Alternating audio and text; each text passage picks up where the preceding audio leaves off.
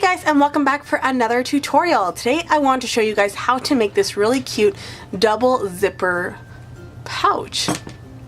So this is really great for stationery or even for makeup, but I actually made this for a specific reason, and that is for the reusable straws. So here are the ones that I have. So in this world, of course, we are getting away from disposable straws. A lot of restaurants are actually banning them completely. I know that the zoos also have banned straws. So if you have kids, or especially if you, I know when I go to the zoo and I want to drink from there, they will give you a big cup and then it's full of ice and of course no straw. So I figured it would be nice to have a little pouch for my straws. But the thing is that that's great. I have a pouch for my straws, but what am I going to do with the dirty ones?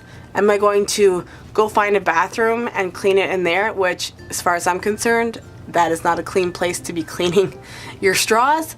Or am I going to have a Ziploc in my purse and I'll have a separate place for it? Which I think would just be kind of gross.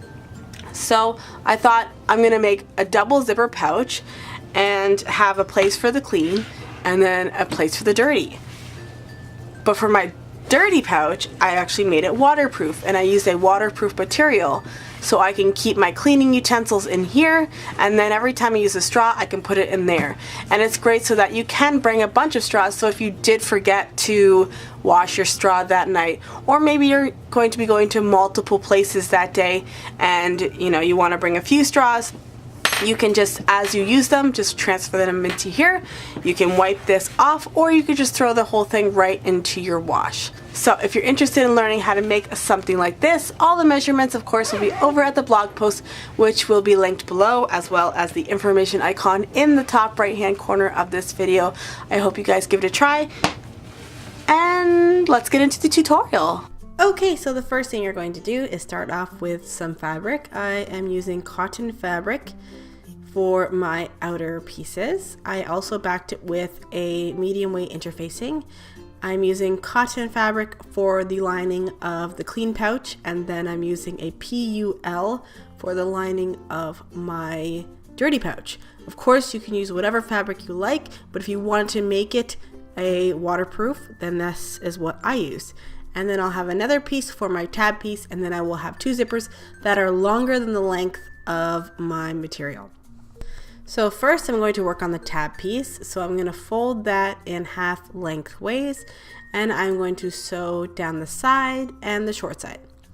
Now I am going to choose to actually make this have a rounded edge, but if you can of course leave it squared off if you choose to. All I did was draw out my curve at the top of it inside that seam allowance, and then stitched around that, and now I'm just going to cut off the excess. I'm using my pinking shears to do this. If you want to use your regular straight stitches, I would cut little notches into the curve just so that it lays nice and flat when you go to turn it right sides out.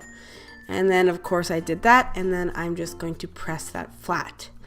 I am then going to do a top stitch all around the edge, but first I just measured out how long I wanted my piece to be, and my finished piece actually measured 3.5 inches long, so I just cut that piece down.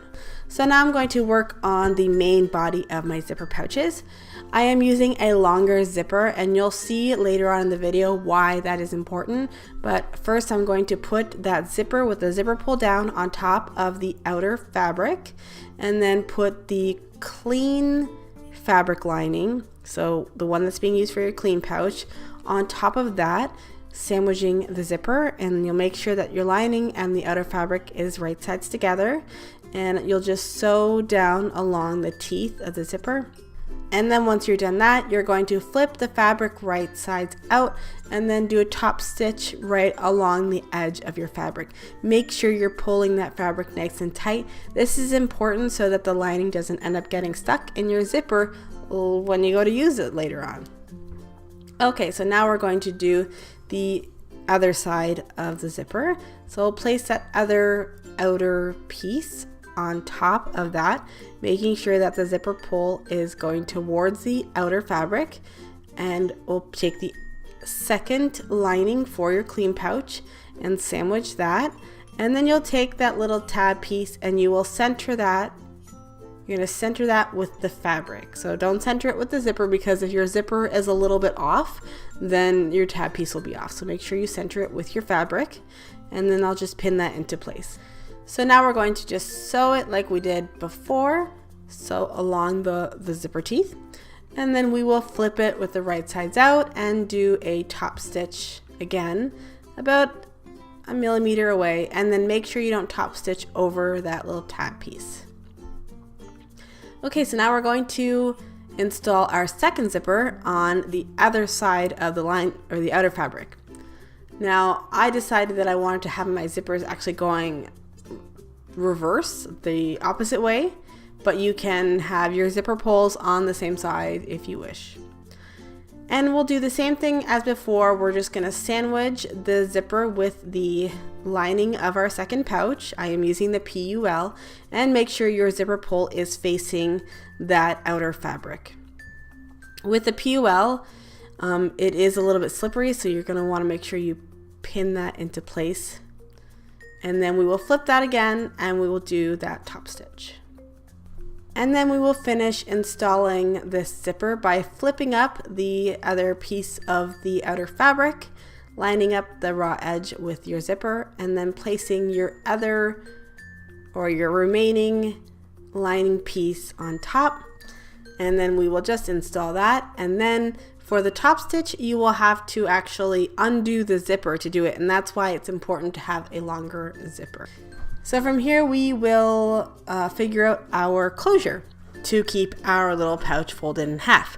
I am going to be using some plastic snaps, but you could use Velcro or a magnetic closure. Whatever you have should work just fine. So like I said, I will be using plastic snaps. I do have a video showing you guys how to use them. If you're interested in something like that, I'll have that in the information icon. But I'm just going to quickly install. So I just centered my one snap on the little tab piece, and then because I haven't assembled the entire bag yet, I can hide the other half of the snap inside. And because it will be falling in front of the waterproof lining, I don't want to poke a hole in that lining, because then that would defeat the purpose. So I just unzipped it, and then I will move that lining out of the way and then poke the hole for my other snap. And then I can just install it there, and then we can start to finish assembling the entire bag. So I'm just going to zip it up and then give my little button a test run, make sure that it is in a good place. If it's not, then that really sucks and I'll have to somehow take it off, but luckily I think it worked out perfectly. So now I'm going to finish the entire bag. So I will open it up, and then I'm going to flip the whole thing inside out, and I'm going to flatten it so that the outer fabrics are touching. The lining is right sides together on both sides. And I'll just start to pin all the way around, making sure that my lining edges are all lined up, and my zippers are kind of sort of on their sides, as if you can see that. If they're laying flat, then that will shift your lining fabric, and then it won't line up when the bag is done.